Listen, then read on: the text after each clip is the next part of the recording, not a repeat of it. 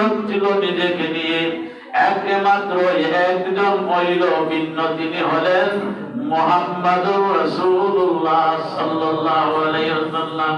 সবাই নিজেকে নিয়ে ভাবে, কিন্তু জাহানের বাদশা সরকারে দু কায়নাত, মক্কার জ্যোতি, মদিনার মদিনা, কুলের সাথী প্রিয় নবী নবী মুহাম্মাদুর রাসূলুল্লাহ সাল্লাল্লাহু আলাইহি ওয়াসাল্লাম জমিনও যখন আসছেন, শুধু আসছেন, জমিন পড়ার পরে যে সেজদা দিতেন, এই সেজদার মধ্যে তিনি সর্বপ্রথমে বলেন, ইয়া রাব্বি হাবলি উম্মতি।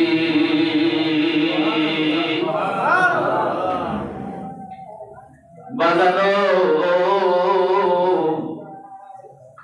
আমার নবীজি জমিন হওয়ার পরে সর্বপ্রথম উম্মতকে স্মরণ করেছেন।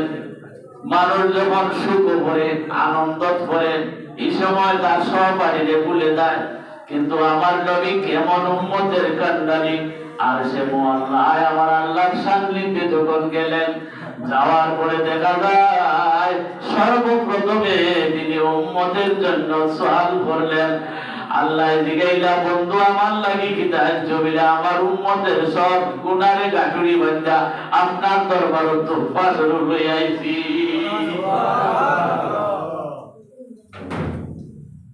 একদিন নয়, 2 দিন নয়, 3 দিন পর্যন্ত আমার নবীকে মদিনায় পাওয়া যায় না। সাহাবীরা বেকার হয়ে গেছে, খোঁজাখুঁজি করতেছে নবী কোথায়। হঠাৎ করে খবর আসলো নবীজি একটা গুহার মধ্যে ইয়া উম্মতি বলে কাঁদতেছে।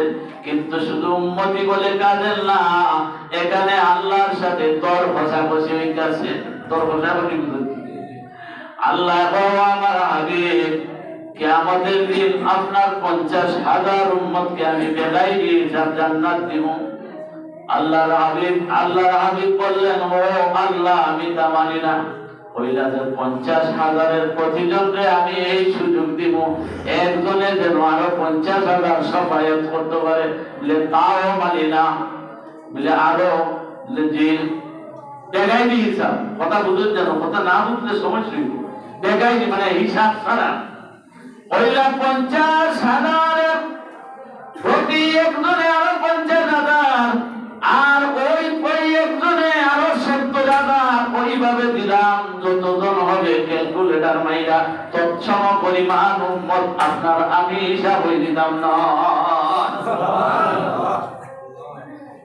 তবে একটা শর্ত আছে। বলে আল্লাহ কি শর্ত? বলে শর্ত হইল আমার পর্দার ভিতরে ঢুকাইয়াও এরা দেখাই মধ্যে তোমরা নবীর কারণে, তোমরা রাসূলের কারণে আমি সব তোমরা বাদ দিয়েছি। ওই যে ওই কাজগুলি তোমরা করছিলা, তুমি পর্দার ভিতরে ঢুকাইয়া হইল, সমস্যা নাই, কিন্তু আগে মাপ দিতে হবে। জুড়ে বললাম সুবহানাল্লাহ।